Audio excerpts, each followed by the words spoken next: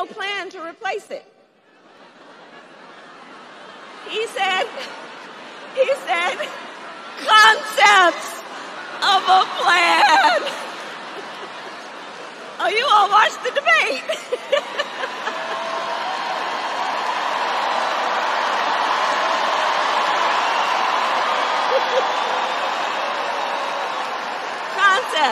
Concepts. No actual plan, concepts. Look, I think when you talk about who won or lost, that's not the key thing. It's where are undecided voters. Last night, Reuters actually had a focus group of about 10 undecided voters going into the debate last night. 6 of 10 left the debate saying they were going to vote for Donald Trump. Only 3 said they were going to vote for Kamala Harris. 1 was still left undecided. That is the true measure of who won and who lost. And the reason why I think undecided voters are going to lean towards Donald Trump is because Kamala Harris did not talk about the issues facing the American people. She spent her time trying to needle and get under the skin of Donald Trump. That might work well in a televised debate, but you can't needle Vladimir Putin. You can't needle Xi Jinping. You got to have serious leadership and serious policy, and she did not provide that last night. You talk about a threat to democracy. He got 14 million votes, and they threw him out of office. And you know what? I'll give you a little secret. He hates her. He can't stand her. This business about taking everyone's guns away, Tim Walz and I are both gun owners. We're not taking anybody's guns away. So stop with the continuous lying about this stuff. I support buybacks, and it's something I'm so passionate about and so looking forward to being president to address. We've got to deal with this. How mandatory is your gun buyback program? It's mandatory. Stop with the continuous lying. Get the fuck out of my face now! Ooh, that was very rude of you. Get the fuck out of my face! Do you want to go to jail? Sir, ma'am, I don't really know what to call you. You're fucking done, man. Ladies and gentlemen, I give you the Democratic presidential nominee, Kamala Harris. So you know how those lids on the Starbucks cups, they're white, right? And so if you wear lipstick, they get all over the lid. And so then I find myself in meetings if I'm the only woman, and that's kind of, and so I keep taking the lid off and having my cup out so that I don't have that big lipstick mark on the lid. So I said, can we do something about the color of the lid?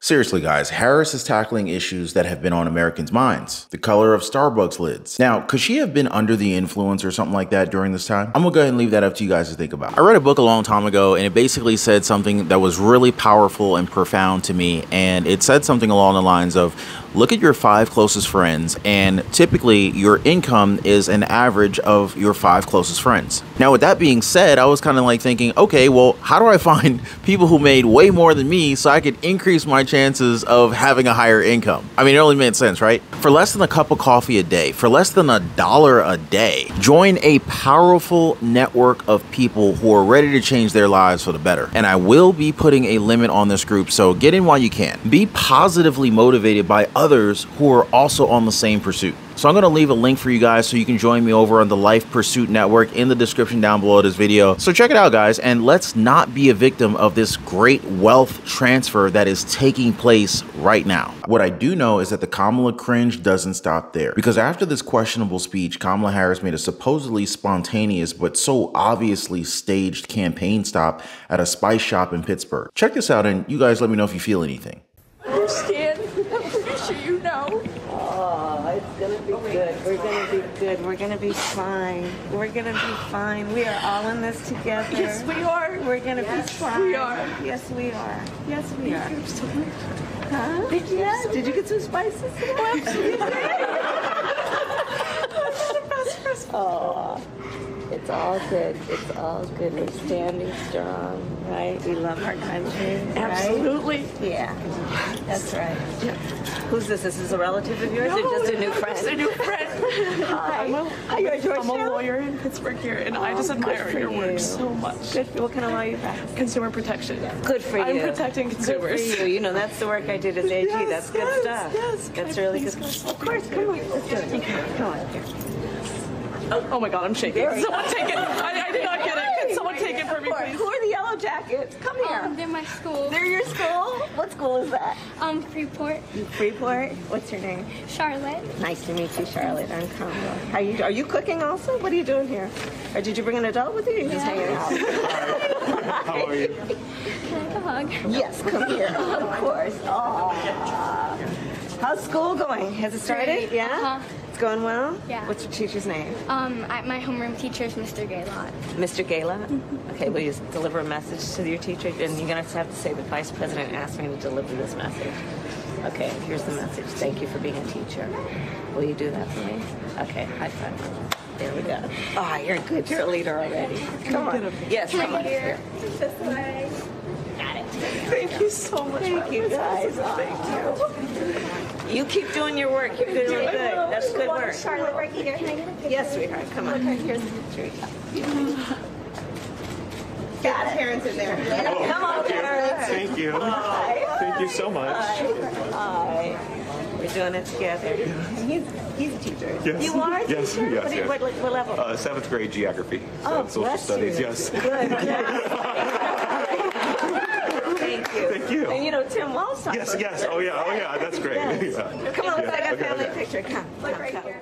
Kamala visits a spice shop. Now, honestly, guys, you gotta wonder about these people. I've seen the same kind of acting at a funeral. And tell me, guys, is it just me, or is it the fact that if you love this country, you wouldn't be voting for Harris? Let me know by dropping a quick yes in the comments down below, guys. Now, as for this quote-unquote spontaneous campaign stop, it's already been exposed by far-right activist Laura Loomer as a stunt. So it turns out that the spice shop, Penzi Spices, is a discriminatory, anti-Republican, anti-Trump, radical Democrat, pro-BLM spice shop owned by a Democratic Party donor by the name of Bill Penzi, who spent over $700,000 on Facebook ads in support of impeaching Donald Trump. Penzi also donated over $111,200 to the Biden-Harris Victory Fund, as I exposed today. So, by extension, according to Loomer, Kamala Harris supports discrimination and BLM domestic terrorists. Oh, and she also included receipts too. A tweet from the store about their Republicans Are Racist weekend, an article on the owner and his $700,000 Facebook ad spend on Donald Trump's impeachment, and of course, let's not forget about the BLM stickers in 2022. Penzi Spices CEO Bill Penzi, he's no stranger to controversy either. Back in 2022, he came under fire for renaming Martin Luther King Jr. Day to Republicans Are Racist Weekend. The Spice brand lost 40,000 subscribers in January 2022, according to Penzi Spice's Facebook page for the stunt, but they did not offer an apology. Pretty par for the course for Democrats, if you guys ask me, because I've heard news of Democrats suing a Colorado baker for not making a cake for a gay couple because of his views. Meanwhile, you got the Democratic presidential nominee out here visiting and even praising a business who won't serve Republicans. Go figure. And let me tell you guys, this Harris-Pittsburgh stop at the spice shop, it was jam-packed full of moments. It made me wonder why they even uploaded it in the first place. Now, for one, Scott Harris discussing the endorsements from former Republican Vice President Dick Cheney and his daughter, former Republican Congresswoman Liz Cheney. Just watch. Actually, I'm honored to have their endorsement, and I think that what they both, as leaders who are well respected, are making an important statement that it's okay, and if not important, to put country above party. And I'm honored to have their support, and I think it's an important statement right now. A lot of what I think is happening, and I was just talking with some folks here in Pittsburgh about it, is that people are exhausted about the division and the attempts to kind of divide us as Americans. And them stepping up to make this public statement, I think, is courageous, but also for people like the folks I was just talking with, it really reinforces for them that we love our country and we have more in common than what separates us. Now, again, guys, thinking about unity in a spice shop that hates Republicans and in connection to an endorsement from quite possibly the most divisive vice president in American history. Former Democratic Congresswoman Tulsi Gabbard reacted to the Cheney endorsement and basically called it a testament to Kamala Harris as a presidential candidate. I have a very simple message for my Democrat friends, my independent friends, those who may not be sure about who they're voting for in this election. Dick Cheney has just made the choice very clear. A vote for Kamala Harris is a vote for Dick Cheney, the architect of everything that has gone wrong in the Middle East for the last few decades.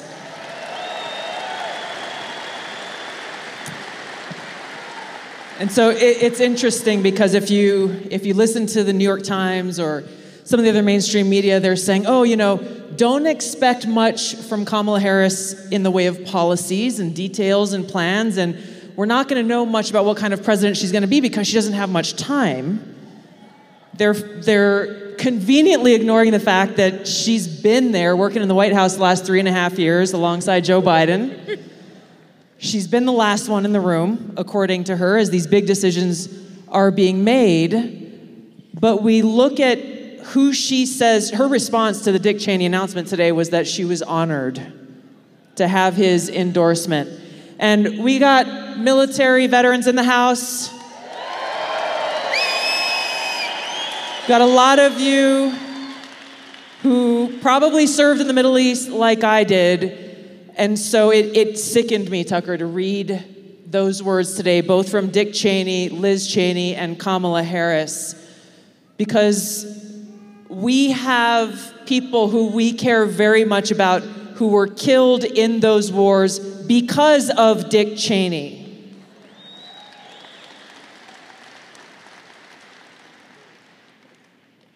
Kamala Harris has told us all we need to know about what kind of commander-in-chief she would be. And I don't know about you, but I would not trust her for a moment with the lives of my brothers and sisters in uniform. Now, as I always say, guys, tell me your supporters, and I'm going to tell you who you are. And as Tulsi Gabbard pointed out, Harris is honored to be endorsed by Dick Cheney, the architect of everything that has gone wrong in the Middle East in the last few decades. Now, another moment for the Pittsburgh Spice Shop visit by Vice President Kamala Harris is when she showed how nervous she was about her debate prep against former President Donald Trump. Just look at the anxiety and the awkwardness from Kamala Harris right here. Thank you, Press. Thank you, Mr. President. Thank you, Press. Yes, I am. Yes. Best part of debate prep for you? What's your favorite? Being at the spice store, I finally got out of the debate prep to look at these spices. Best part of debate prep so far. Now, guys, this is a woman who is scared for her life and career as a politician. What do you guys think? I mean, does it say something about the Democratic presidential nominee that she's claiming that it's time to turn the page on this divisiveness? It's time to bring our country together and chart a new way forward? This, while Penzi Spices, the store that she's in, has an entire About Republicans page on their website with a staggering 842-word essay bashing the political party. Part of the About Republicans page on their site, penned by CEO Bill Penzi, informs Republicans that they can shop elsewhere. Penzi says going forward, they would still be glad to have you as customers, but they're done pretending that the Republican Party's embrace of cruelty, racism, COVID lies, climate change denial, and threats of democracy are anything other than the risks that they legitimately are. Penzi downright attacks the party, saying that if you need them to pretend that you're not creating the hurt that you are creating in order to continue to be our customer, then they're sad to say that you might be happier elsewhere. So what was Trump's campaign response to Kamala Harris's visit to this hateful spice shop? Sorry, Kamala, Scary Spice is already taken. So what do you guys think about this? Was Kamala Harris cooking with this spice shop visit, or did the backlash prove to be a little bit too spicy for the vice president? Y'all let me know down in the comments down below. Hit the like button if you guys support the channel and appreciate the content. But guys, we're about halfway through the video, but if you like what you're seeing and you appreciate the information that we're dishing out, don't hesitate, subscribe to the channel. Totally appreciate you guys. And also, if you want to receive content that I do not post here, be sure to hit the link in the description down below to join our Patreon down below, guys. You can join totally free as a free member. Just hit the link down below. Now, guys, I call this a win-win. Now, too bad for Democrats, but it looks like they're going to lose. Anyway, let's get on with the discussion, all right? Now, speaking of division, former Republican Vice President Dick Cheney issued an endorsement statement for Kamala Harris, but instead of being pro-Harris, it was actually more like anti-Trump. So Cheney said that there was never an individual who is a greater threat to our republic than Donald Trump. So according to the much criticized former VP, Trump tried to steal the last election using lies and violence to keep himself in power after the voters had rejected him. And he could never be trusted with power again. His daughter, Liz Cheney, who lost the 2022 GOP primary, made a very similar endorsement for Kamala Harris a little bit before that. She emphasized that because of the danger that Donald Trump poses, not only will she not be voting for Donald Trump, but she will be voting for Kamala Harris. Minutes after the Cheney news broke, Donald Trump's campaign posted a social social media post and an interview of Cheney on the Fox News channel from 4 years ago taking aim at Kamala Harris. According to Cheney in 2020, Harris's voting record in the Senate is to the left of Bernie Sanders and Elizabeth Warren. It's very clear she is a radical liberal. Now, could this just be Liz Cheney sour graping at her primary loss? Because let me tell you guys, she was once a conservative star in the GOP who was rising in the ranks of House Republican leadership. But she was the most high profile of the 10 House Republicans who voted to impeach then President Donald Trump in early 2021 on a charge of inciting the deadly attack January 6th on the Capitol. She was also one of the only 2 Republicans who served on a special select committee organized by House Democrats that investigated the riot at the Capitol. But not surprisingly, the conservative lawmaker and defense hawk immediately came under verbal attack from Donald Trump and his allies and was eventually ousted from her number 3 House GOP leadership position. And finally, 2022, she sunk back to irrelevancy when she was ousted in the GOP congressional primary in Wyoming to a candidate that was backed by Donald Trump. But still, she tries to be relevant. In what seems to be a quest for vengeance against Donald Trump and Republicans, Cheney has argued that the former president is a liar, he's a con man, and a potential tyrant who, if elected, would torch the Constitution. She also vowed after leaving Congress that she will do everything that she can to make sure Trump is never anywhere near the Oval Office again. Now, ironically enough, though, despite outreach from the Biden campaign before it became the Harris campaign, that is, Cheney had remained silent until now. In fact, we just had the DNC, but Cheney decided against joining other high-profile anti-Trump Republicans, such as former Representative Adam Kinzinger of Illinois and former Georgia Lieutenant Governor Jeff Duncan, who had speaking roles at last month's Democratic National Convention in support of Kamala Harris. Go figure. Well, former President Donald Trump had some pretty choice words for the father-daughter former Republican duo endorsing Harris. He downright tore them to pieces, calling Dick Cheney an irrelevant rhino along with his daughter, who lost by the largest margin in history of congressional races. This was on the former president's Truth Social platform, and as you heard, guys, Trump called them a rhino, a Republican in name only. He also referred to some bad blood between him and the former Republican vice president. He said they couldn't get former Dick Cheney aide Scooter Libby, who did so much for them, but so unfairly treated, pardoned. He did it. This was in 2018. Then President Donald Trump issued a full pardon to Scooter Libby, who was convicted in 2007 of obstructing justice and perjury in connection with an investigation into the leak of the identity of a CIA agent, Valerie Plame. President Bush commuted Libby's sentence, sparing him jail time, but leaving him a convicted felon who had to pay a fine and do community service. Trump's pardon totally expunged the conviction. In a very magnanimous statement at the time, Trump said he doesn't know Mr. Libby, but for years he had heard that the former Republican aide had been treated unfairly. Trump said hopefully this pardon will help him rectify a very sad portion of his life. And now Cheney turns around and endorses Donald Trump's opponent. But let me tell you guys, I think it speaks more about his character that he would even do that to Trump. Do you guys agree? Now, as for Liz Cheney, critics are saying that there's nothing that her recent endorsement can do for Harris. It will not help her presidential bid. And frankly, it won't hurt her too much either. That's because Cheney is irrelevant. In reality, though, nobody's paying attention to Cheney outside the Beltway. She may have credibility with some MSNBC viewers and the hashtag resistance movement on X, but they're already voting for Harris. So again, just another blip on the radar that Democrats are just trying to make a big deal out of. So what do you guys say? Are they just trying to distract us from the poor performance of their candidate? Drop a quick yes or no in the comments down below. We'll circle back on this one in a future video, guys. And if you guys want more tea on the Democratic Party, then you have to check out my other video where we have undercover footage of Alvin Bragg's spokesperson talking about the New York hush money and saying that it's all been for Bragg's political gain. For real, guys, make sure you check that video out next after this one. As always, thanks for hitting the like button and subscribing. I'll see y'all next time.